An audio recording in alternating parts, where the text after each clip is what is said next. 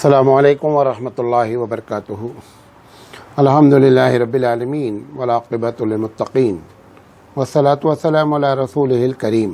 محترم حضرات، ہم آداب و اخلاق پر آپ سے گفتگو کر رہے ہیں اور ان آداب و اخلاق کو بیان کرنے کی کوشش کی جا رہی ہے کہ جو دو آدمیوں کے درمیان میں یا دو پارٹیوں کے درمیان میں معاملات ہوتے ہیں، کیونکہ اگر ہم ان آداب و اخلاق پر بات کریں جیسے نماز کے آداب، روزہ کے آداب، تو ایک بہت لمبی لسٹ ہے یہ، اور اس پر ہم آلریڈی جو ہے وہ سنت نبوی کے عنوان سے بات کر چکے ہیں، لہذا میں ان عنوان کو چھوڑ کر مختلف قسم کے آداب و اخلاق پر آپ سے گفتگو کرنا چاہتا ہوں۔ آج ہم جو بات کرنا چاہ رہے ہیں وہ کھیل کود کے آداب ہیں۔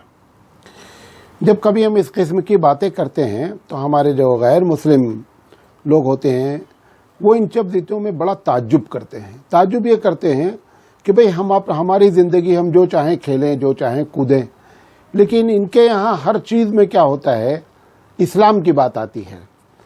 تو وہ تو بطور مذاق کے کہتے ہیں یہ بات۔ حضرت سلمان فارسی رضی اللہ تعالیٰ عنہ سے ایک یہودی نے ایک مرتبہ یہ بات کہی کہ تم اپنے آپ کو کہتے ہو کہ میرے نبی سید الانبیاء ہیں، بہت بڑی ذات ہے، اور لیکن وہ اتنے چھوٹے چھوٹے کام بتاتے ہیں، حتیٰ کہ پیشاب کرنے کا طریقہ تم کو بتاتے ہیں۔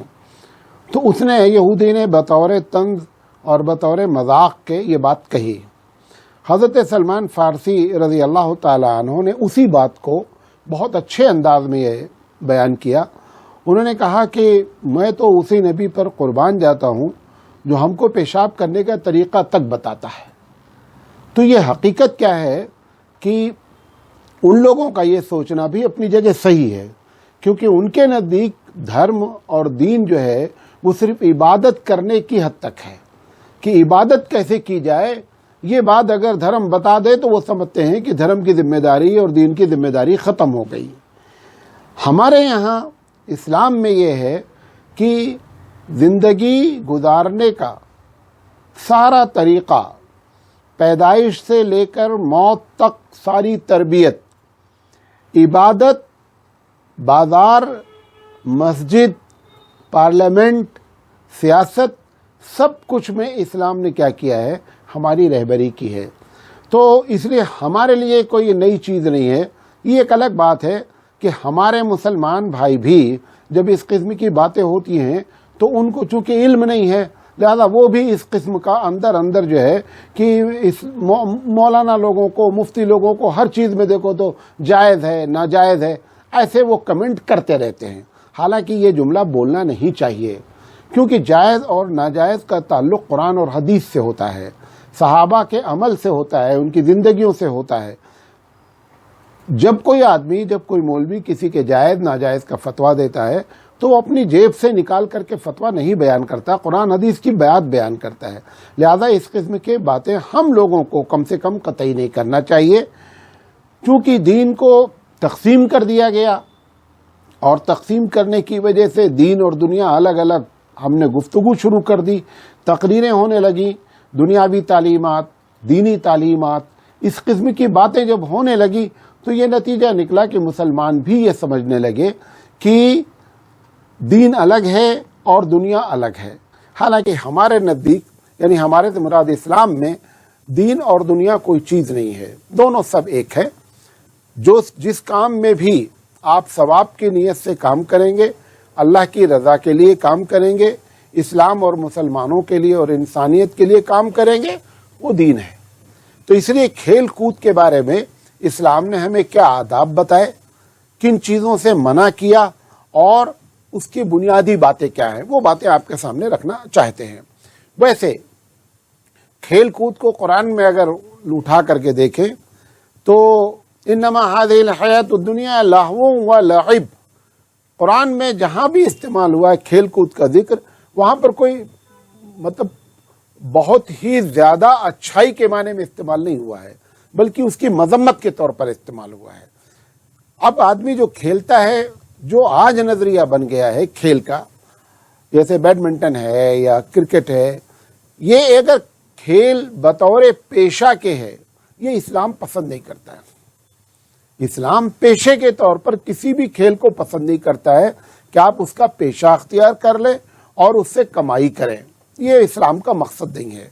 اسلام کھیل کود کو نمبر 1 اس لیے پسند کرتا ہے کہ انسانی مزاج میں ہے کہ 24 گھنٹے وہ سنجیدہ نہیں رہ سکتا، اس کا دل چاہتا ہے کھیل کود کرنے کا، خاص کر جو ہے ایک عمر ہوتی ہے، اس عمر میں اس کا دل چاہتا ہے، بچوں کا دل چاہتا ہے، تو اس بات کا خیال رکھتے ہوئے اس نے کھیل کود کو جائز قرار دیا۔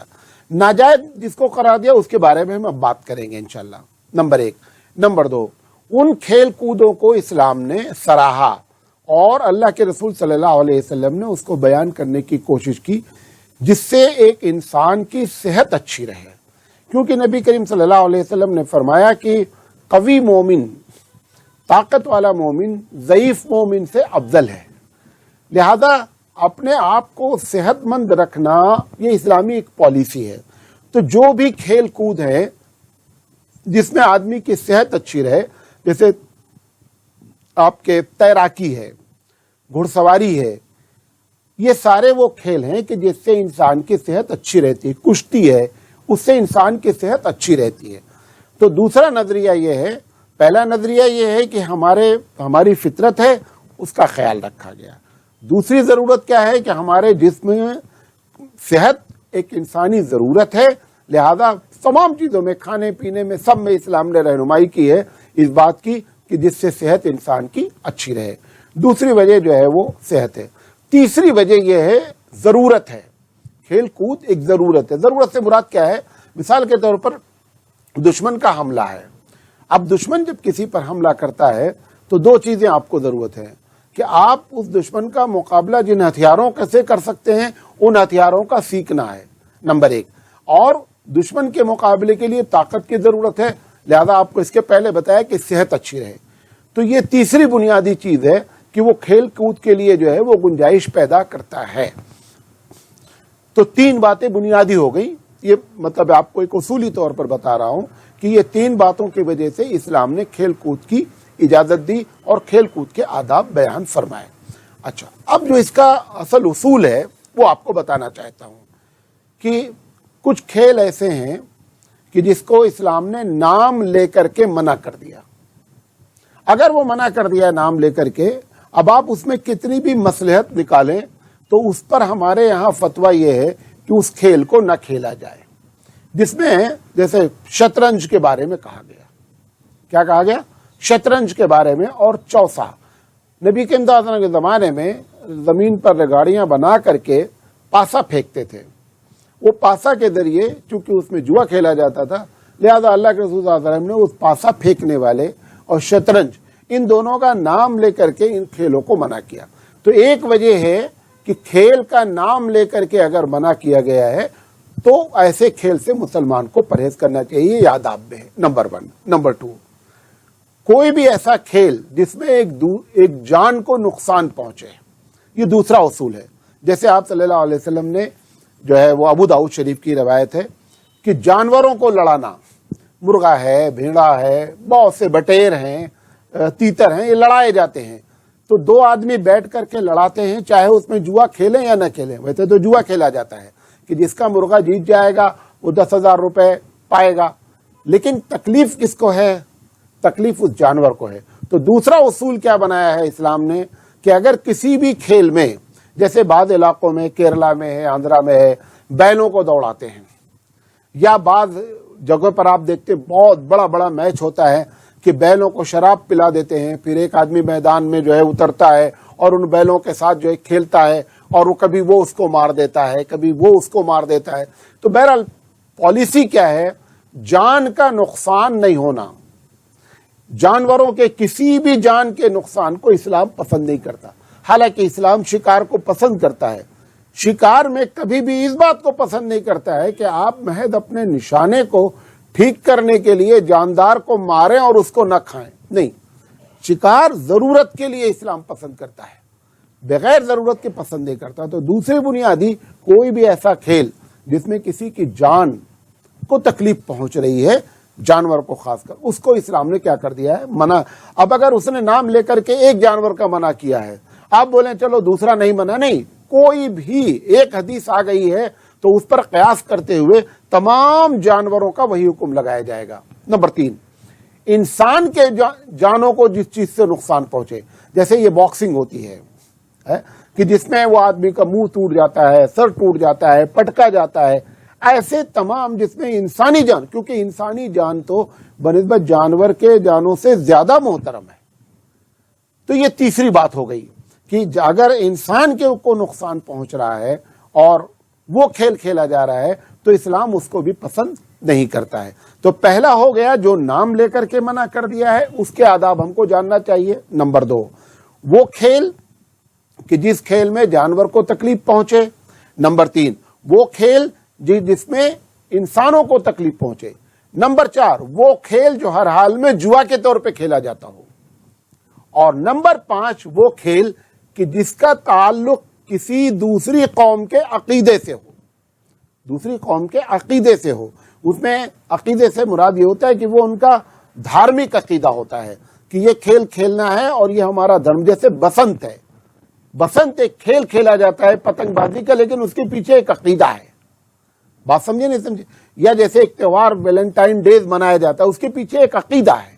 تو جب عقیدہ اگر کسی میں داخل ہو جائے گا تو ایسی شکل میں یہ اسلام کے آداب میں ہے کہ ایسے کھیلوں سے پرہیز کیا جائے، بات سمجھے؟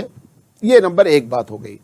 اچھا، پھر جتنے کھیل ہیں، کیونکہ اسلام کا ایک اصول ہے کہ عبادت اور عقیدے، غور سے سنیے گا اس بات کو تو سمجھیں گے آپ، عقیدہ اور عبادت کے علاوہ جتنی بھی چیزیں ہیں اسلام میں سب جائز ہیں، جب تک کہ اس کے ناجائز ہونے کے لیے قرآن حدیث موجود نہ ہو۔